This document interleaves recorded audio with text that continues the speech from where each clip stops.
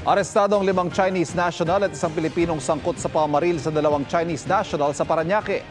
Sa CCTV, nakuha madaling araw kahapon, pumasok ang 4 na lalaki sa isang condominium unit sa Rojas Boulevard.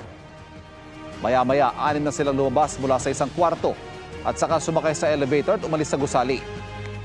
Namaril pala sila noon ng 2 magkapatid na Chinese nationals. Isinugod ang 2 biktima sa ospital at stable ang kanilang lagay. Magkakahiwalay na inaresto sa Pasay, Parañaque at sa Clark, Pampanga ang 5 Chinese national at isang Pilipino.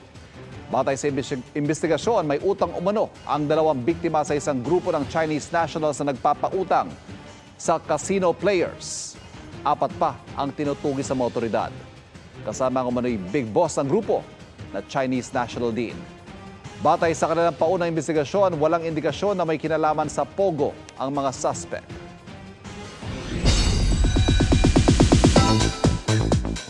Present ang malalapit na kaibigan at kasamaan sa showbiz ni Bea Alonzo sa launch ng kanyang bagong line ng Travel Essentials. Narito ang aking chika. Kung gaano katindi ang bakbakan ng frenemy na sina Bea Alonzo at Carla Abellana sa screen para sa Widow's War, kabaliktaran daw ng dynamics nila off-screen. Outside taping, hindi kami nasa set, nakakapag-enjoy kami ng ganito, nakakapag-celebrate kami. Ikinuwento yan ni Carla sa launch ng bagong line ng Travel Essentials business ni Bea, na dinaluhan din ng iba pa niyang friends at kasamaan sa showbiz. Kahit hindi pa raw tapos ang taping ng Widow's War, may mga nakakasa ng upcoming projects si Bea. I'll be working with Eric Mati and there's another one next year to be filmed abroad. I can't tell you yet.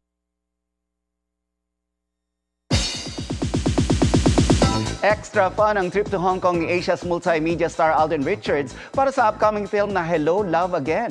Excited din siya para sa pulang araw kung saan pinuri niya ang dedikasyon ng co-star na si Barbie Fortesa. Narito ang aking chika. Dito sa Hong Kong! Ethan is back in Hong Kong. Pero hindi lang si Asia's multimedia star Alden Richards ang tila nagre-reminisce. We are back.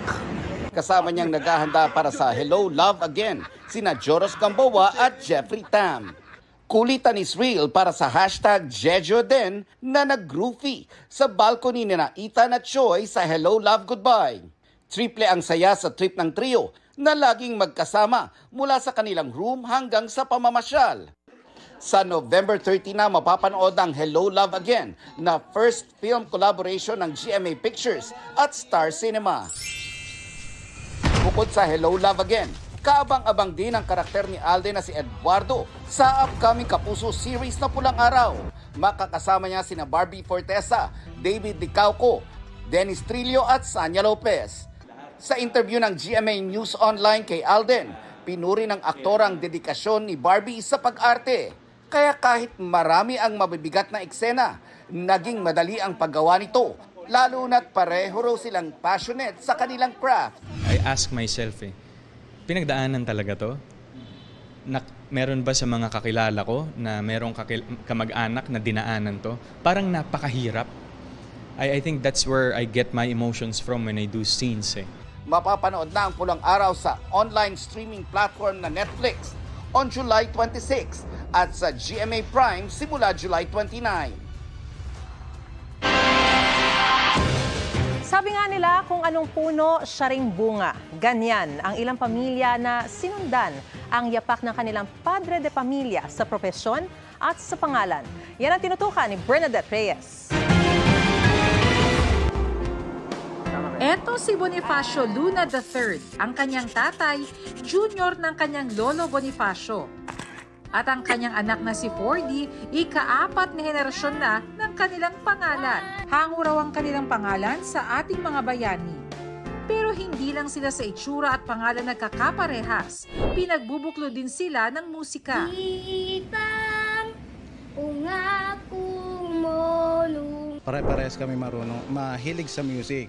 Lalo na yung father ko na lahat ng genre ng music alam niya. Si Joneto Humores Sr. naman, nakahabol pa raw na magkaroon ng junior. Tatlo na sunod na babae, pang-4 yun, nagkaroon ako ng lalaki. Ang magamang Cesar at Lemuel naman, hindi man magkapangalan, parehas naman ang piniling karera bilang engineer. Proud ako noon na na-impluwensyahan ko siya dun sa sa ganong direksyon. Pareho rin sila ng interes sa pagmumotor. We're mimicking our parents Pa-thank you dun sa impluwensya mo as an engineer kasi I'm happy what I'm working right now. Ito yung gusto ko. Daddy, Papa, Tatay, ano man ang tawag sa ating mga ama, marapat na bigyan sila ng pagpapahalaga para sa kanilang hirap at sakripisyo sa pamilya. Para sa GMA Integrated News, Bernadette Reyes, nakatutok 24 oras. Corny man sa pandinig ng ilan, benta ang dad jokes sa kanilang mga anak. Ang ilang netizen na pa, wala kayo sa tatay ko at proud na ibinida ang paboritong funny banat ng kanilang ama. O ito, Pars Evan. Sige nga. Sinong artista ang pinakasikat? Sino? Eh di, sikat siya po. Ito naman, Mars Maris. Ano? Anong tawag sa kambing na maliit? Ano? Eh di, kapirang goat. Hirit ng isa pa. Ang tawag ba sa pipino pag naupuan? Pipina? Pwede naman. May isa pa ako. Sige, go. Anong insekto ang walang gilagid? Ano? Langgam.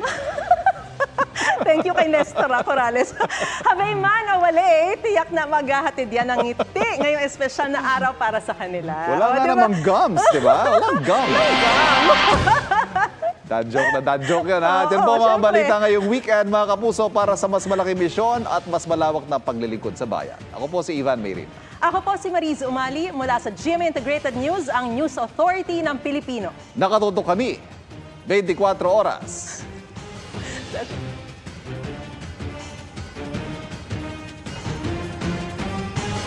Mga kapuso, patuloy na tumutok sa mga balita. Mag-subscribe sa GMA Integrated News sa YouTube. Sa mga kapuso abroad, samahan niyo kami sa GMA Pinoy TV at www.gmanews.tv.